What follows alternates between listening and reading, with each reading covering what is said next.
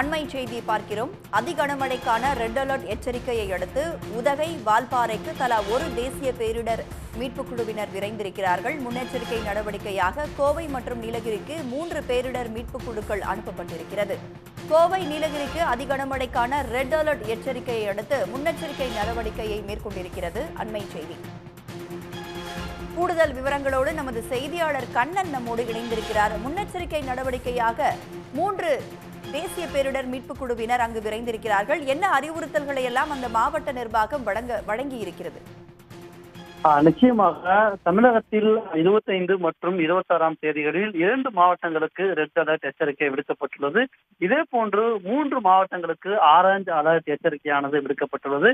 இந்நிலையில் இந்த எச்சரிக்கை தொடர்பாக எடுக்க வேண்டிய முன்னெச்சரிக்கை பணிகள் தொடர்பாக பேரிடர் மேலாண்மை துறையானது இன்றைய தினம் அனைத்து மாவட்ட ஆட்சியர்களுடன் காணொலி காட்சி வாயிலாக ஆலோசனை நடத்தியது. இந்த ஆலோசனை கூட்டத்தில் மிகவும் முக்கியமாக அனைத்து துறைகளும் தயார் நிலையில் இருக்க வேண்டும் என்று அறிவுறுத்தப்பட்டுள்ளது.